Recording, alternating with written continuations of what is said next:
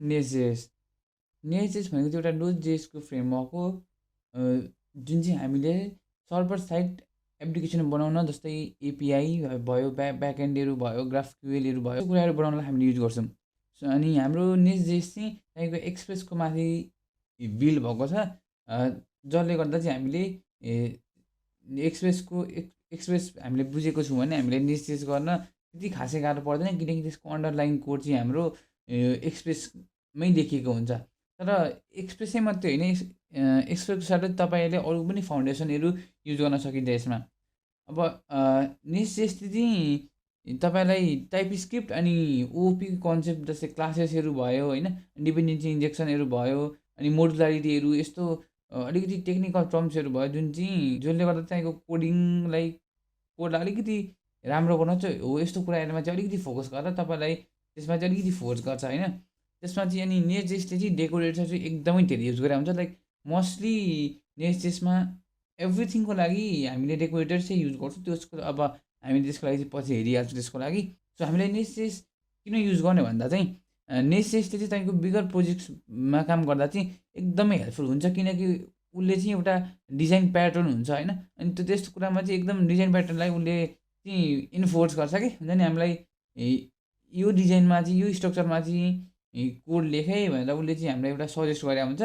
हामीले उसलाई फोर्सै गरेर, फोर्स नभनौँ, जे होस् एउटा उसले सजेसन दिएको हुन्छ हो, उसको त्यो तरिकाले काम गर्दा चाहिँ हामीले एकदमै सजिलोले पछि हामीले अब लाइक बगहरू आयो भने हामीले एकदमै फिक्स गर्न सजिलो हुन्छ, त्यहाँदेखि अरू डेभलपरले पनि कोड बुझ्न एकदमै राम्रो हुन्छ। सो नेस्टजेस भनेको ब्याकएन्ड फ्रेमवर्कको बुझ्यौँ। अब यसले चाहिँ हाम्रो इपिआई मात्रै बनाउन काम दिन्छ भन्ने नि होइन। अब यसमा चाहिँ हामीले अब लाइक रेस्ट एपिआई, ग्राफक्युएल होइन, एमभिसी भनेको चाहिँ अब हाम्रो हुन्छ नि लाइक सर्भर साइड रेन्डरिङको कामहरू नि गर्नु पऱ्यो। जस्तै अब हामीले ह्यान्डल बारहरू रेन्डर गर्न नि पायो होइन, हो यस्तो यस्तो एपिआइजहरू बनाउनु चाहिँ हामीलाई एकदम काम लाग्छ। अनि नेस्टजेस हामीलाई लाइक क्लिन अनि त्यहाँदेखि मोडुलर कोड लेख्न चाहिँ एकदमै इन्फोर्स गर्छ, जसले गर्दा चाहिँ हाम्रो चाहिँ कोडिङ स्ट्रक्चर एकदमै राम्रो हुन्छ, प्रोजेक्टको स्ट्रक्चर एकदम राम्रो हुन्छ। त्यही भएर हामीले पछि के डायग्नोसिस गर्नु पऱ्यो भने हामीलाई मात्रै होइन, लाइक डेभलपरलाई पनि सजिलो हुन्छ, या अनि अरू कुनै नयाँ डेभलपरले कोड हेर्नु पऱ्यो भने पनि उसले एकदमै सजिलो तरिकाले बुझ्छ कि कहाँ के भइरहेछ। सो यो हाम्रो नोड.js को माथि बिल्ड भएको कारणले फेरि अब हामीले चाहिँ नोड.js चाहिँ हामीले इन्स्टल गरेकै हुनुपर्छ। नोड.js इन्स्टल नगरी चाहिँ हाम्रो नेस्टजेस चल्दैन। सो हामीले चाहिँ मेरोमा सिस्टममा चाहिँ अलरेडी इन्स्टल छ, तपाईँहरूले चाहिँ गएर चाहिँ यो हाम्रो node.js.org-बाट यहाँबाट डाउनलोड गरेर तपाईँले यसलाई इन्स्टल गर्न सक्नुहुन्छ। अनि अब यसो एजम्सन चाहिँ के छ भन्दा मेरो तपाईँले चाहिँ बेसिक नोड.js अनि त्यस पछाडि एक्सप्रेस.js चाहिँ तपाईँले अलिअलि बुझ्नु भएको छ भने तपाईँलाई नेस्टजेसमा सिफ्ट हुनलाई या त सिक्नलाई खासै त्यस्तो गाह्रो चाहिँ पर्ने छैन। सो तपाईँले आई होप कि तपाईँहरूले त्यति यो दुईवटा कुराहरू चाहिँ तपाईँले अलिकति बुझ्नु भएको छ। अर्को यसको फाइदा चाहिँ के हो भन्दाखेरि तपाईँको एकदम राम्रो डकुमेन्टेसन प्रोभाइड गराएको छ होइन। तपाईँले एभ्रिथिङ हुन्छ नि, यसले जति पनि कन्सेप्टहरू छन् यसमा हो त्यसको लागि तपाईँले कहीँ अरू भौतारिनु पर्दैन।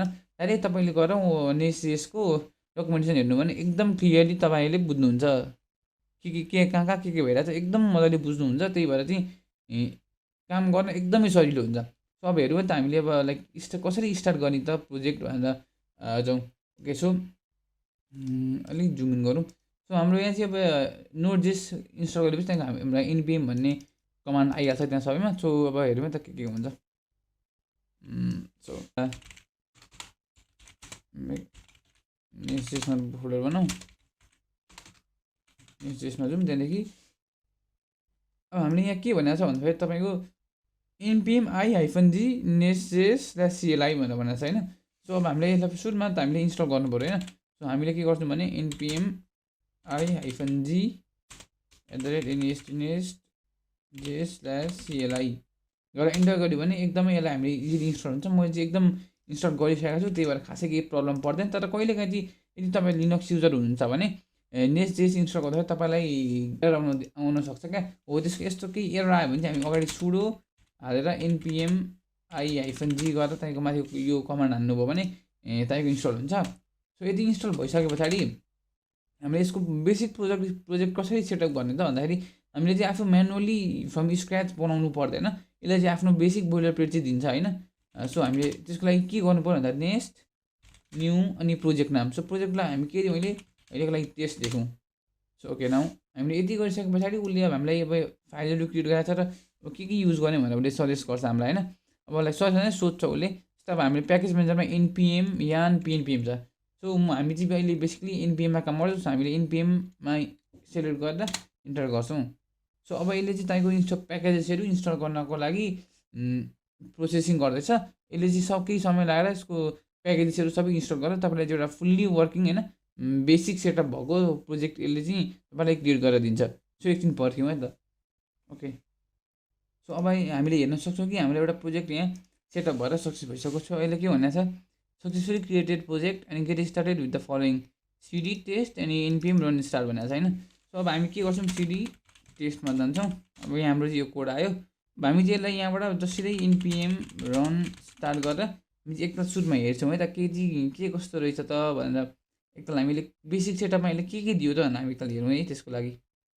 ओके अब मैले यहाँ चाहिँ खोलेको छु होइन। त्यहाँदेखि अब यसको लोकल हाम्रो भनेको लोकल होस्ट 8000मा 3000मा यसले चाहिँ हाम्रो बेसिकली पोर्ट चलाएको हुन्छ सुरुमा। ओके सो हेरौँ त हामीले लोकल होस्टमा हामीले एउटा बेसिक प्रोजेक्ट लिएर हेलो वर्ल्ड हामीले प्रिन्ट गरिसक्यौँ। यो कसरी प्रिन्ट भइरहेको छ त यसको सोर्स कोड के हो त भनेर हामीले हेर्नको लागि अब हामी त्यसको लागि जाउँ है त। अब यसलाई म क्लियर गरिदिन्छु सुरुमा। त्यहाँदेखि कोड डट गरेर म यसलाई VS कोडमा ओपन गर्छु। तपाईँले VS कोड इन्स्टल गर्नु या त जुनै पनि तपाईँले एउटा एडिटरमा टेक्स्ट एडिटरमा या त तपाईँको भिमहरू भयो होइन त्यसमा तपाईँले ओपन गरेर यसलाई चलाउन सक्नुहुन्छ। म चाहिँ VS कोडै चलाउने भएर म चाहिँ VS कोडै प्रिफर गर्छु। हामी एउटा नयाँ टर्मिनल निकालौँ यहाँ। ओके नाउ वेलकम पेजलाई बन्द गरौँ। सो अब यहाँ हामीले हेर्दाखेरि यत्रो फाइलहरू छ होइन। यहाँ लिस्ट भयो नोड मोड्युल्स सोर्स अनि टेस्ट ESLint यताउता के छ होइन। अब यसको बारेमा हामी बुझौँ है त के हो यो ESLint भन्ने चाहिँ। अब हाम्रो कोडिङ स्ट्यान्डर्डको लागि होइन हुन्छ। यो चाहिँ खासै अहिले बुझिराख्नु पर्ने छैन। यो गिट इग्नोर भनेको अब कुकुन फाइल इग्नोर गर्ने हो गिटअपमा पुस गर्दा भनेको त्यो कुरा भइगयो। पिडी फाइल भने अब कोड फर्मेटिङको लागि भयो। नेस्ट CLI भनेर चाहिँ तपाईँहरूको कस्तो हुन्छ भने तपाईँले नेस्टले चाहिँ अब बुझ्नु भयो अब जस्तै यसको के हो त यसमा यसको पनि कन्फिगरेसनहरू हुन्छ होइन। अब त्यो कन्फिगरेसन चाहिँ तपाईँले यसमा गर्न सक्नुहुन्छ। अनि यो पनि अब यसको बारेमा पनि पछि डिटेलमा हेर्छौँ हामीले। अनि प्याकेज र जेसन भनेको चाहिँ यहाँ चाहिँ अब हाम्रो यसमा के प्याकेजेस युज गरेर छ होइन। त्यहाँदेखि अब हामीले अरू जस्तै अब स्क्रिप्ट लेख्नु पऱ्यो होइन। अब हामी सर्भरहरू स्टार्ट गर्न स्क्रिप्ट लेख्नु पऱ्यो। यसरी चाहिँ हाम्रो प्याकेज र जेसनमा हुन्छ। अनि हाम्रो यो TS कन्फिग भनेर चाहिँ कस्तो हुन्छ भन्दाखेरि तपाईँको TS कन्फिग भने चाहिँ हामीले यसमा त टाइप स्क्रिप्ट बेसिकली भनेको सुरुमा त टाइप स्क्रिप्ट युज गर्छौँ नि त। अनि टाइप स्क्रिप्ट युज गर्दा चाहिँ टाइप स्क्रिप्ट डाइरेक्टली तपाईँको कहिले पनि रन हुँदैन। त्यसलाई चाहिँ हामीले सुरुमा जाभा स्क्रिप्टमा कम्पाइल गरेपछि अनि मात्रै तपाईँको हाम्रो टाइप स्क्रिप्टको कोड चल्ने हो होइन। हो त्यो हुँदा चाहिँ हामीले चाहिँ त्यसको लागि चाहिँ एउटा सेटिङ्स भनौँ न अप्सन्सहरू हुन्छ केही अप्सन्सहरू हो। त्यसलाई चाहिँ हामीले कन्फिगरेसन गर्नको लागि हामीले TS config.json लेख्छौँ। अनि यो चाहिँ सकभर बेसिकली सुरुको लागि एकदम बिगिनरको लागि एकदम सुरुमै सेट भएर आएको हुन्छ। त्यही भएर यसलाई चाहिँ चलाउनु हुँदैन। यसलाई चाहिँ तपाईँले के गर्दै हुन्छ तपाईँलाई थाहा नबिकनै यो चाहिँ नचलाउनु होला। अब हामी अर्को यो डिस्ट फोल्डर हेर्यौँ है त। डिस्ट फोल्डर चाहिँ के हो भन्दा जस्तै अब हामीले कोड लेख्छौँ होइन। त्यसलाई कम्पाइल त हुनु पऱ्यो नि त। हो त्यो कम्पाइल भएपछि चाहिँ तपाईँको चल्ने कोड अन्तिममा कम्पाइल भएर रेडी टु डिप्लोय या त हुन्छ नि फाइनल कम्पाइल्ड कोड भनेको चाहिँ यहाँ आएर बस्छ।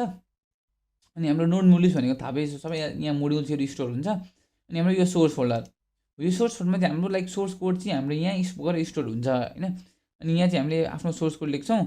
अनि यहाँको टेस्ट भन्ने फोल्डर छ। यसमा चाहिँ हामीले चाहिँ अब टेस्टहरू हुन्छ नि त युनिट टेस्टिङ भयो होइन। अब धेरै टेस्ट केसेसहरू लेख्न सकिन्छ यहाँबाट चाहिँ। अनि अब हाम्रो अब हामीले अब हेऱ्यौँ अब यहाँ सोर्स फोल्डरभित्र 5वटा फाइल छ होइन। यो के फाइल हो त सुरुमा यो भनेको चाहिँ हाम्रो टेस्टिङको लागि नै हो यो पनि होइन। सो हामी यो अहिले टेस्टिङहरू केही लेख्दैनौँ त्यो बेला डिलिट गर्छौँ म। सो अब अर्को भनेको हाम्रो सबैभन्दा सुरुमा main.ts भनेर हेर्नु है त। सो हाम्रो यहाँ चाहिँ एउटा दुईवटा कुरा हामीले इम्पोर्ट गरेका छौँ। एउटा नेस्ट फ्याक्ट्री अनि एउटा app module. So nest factory भनेर चाहिँ के हो त भन्दाखेरि नेस्ट फ्याक्ट्री चाहिँ एउटा टुल हो जसले चाहिँ हाम्रो नेस्ट प्रोजेक्टलाई एउटा सेटअप गर्ने काम गर्छ। जस्तै अब कन्ट्रोलरहरू भयो हाम्रो होइन सर्भिसेसहरू हुन्छ होइन प्रोभाइडरहरू हुन्छ। त्यो सबै कुरालाई चाहिँ बन्डल अप गरेर यसले चाहिँ तपाईँहरूलाई एउटा नेस्ट को प्रोजेक्ट सेटअप गर्ने टुल हो यो भनौँ न अहिलेको लागि।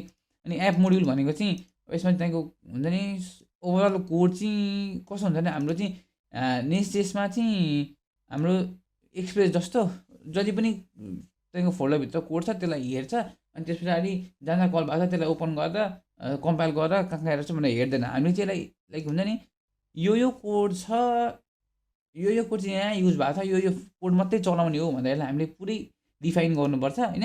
हामीले कन्ट्रोलर लेख्यौँ भने त्यो कन्ट्रोलरलाई तर हामीले रेजिस्टर गर्नुपर्छ नेस्टजेसमा हो। त्यसको लागि चाहिँ हामीले यो मोड्युल्स भन्ने एउटा कन्सेप्ट हुन्छ त्यो हामीले युज गर्छौँ। त्यसको लागि अब हामी अलिकति बिस्तारै बुझ्छौँ। सो अब हामीले सुरुमा const app equals to await next factory dot create अनि एप मोड्युल्स युज गरेका छौँ होइन। यो तपाईँको भनेको हाम्रो जस्तै हामीले एक्सप्रेसमा के गर्छौँ, कन्स्ट एप इक्वल्स टु एक्सप्रेस भन्दा हामीले यसरी गरेर डिफाइन गर्छौँ नि, यसरी हामीले एक्सप्रेसमा यसरी गर्छौँ नि हो। ठ्याक्कै यो पनि अलमोस्ट त्यस्तै नै हो होइन। यसको अन्डरलाइन कोड चाहिँ लगभग सेमै हो होइन।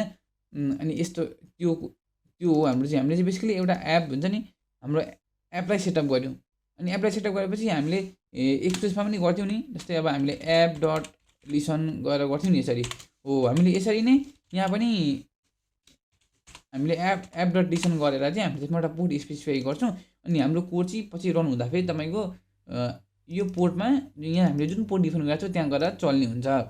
सो अब हामीले अर्को कोड भनेको कन्ट्रोलर्स भनेको के रहेछ, कन्ट्रोलर्सहरूमा एकताल। सो कन्ट्रोलर भन्ने चाहिँ हाम्रो बेसिक हुन्छ नि राउटिङको लागि तपाईँको बेसिक सबभन्दा सुरुमा रिक्वेस्ट आउने ठाउँ भनेको चाहिँ हाम्रो कन्ट्रोलरमा हो। त्यहाँदेखि कन्ट्रोलरदेखि तपाईँको कन्ट्रोलरमा आएर त्यो डाटालाई प्रोसेस डाटा आउँछ, त्यहाँदेखि त्यसले चाहिँ अरू मोड्युल्समा या त अरू तपाईँको फङ्सनहरूमा गएर त्यसलाई प्रोसेस गरेर डाटा रिटर्न गर्छ। यसमा चाहिँ मेन भनेको रिक्वेस्ट लिने, त्यसलाई अनि त्यहाँदेखि रिक्वेस्ट रेस्पोन्स दिने, रिक्वेस्ट लिने अनि रेस्पोन्स पठाउने काम गर्छ हाम्रो कन्ट्रोलरले।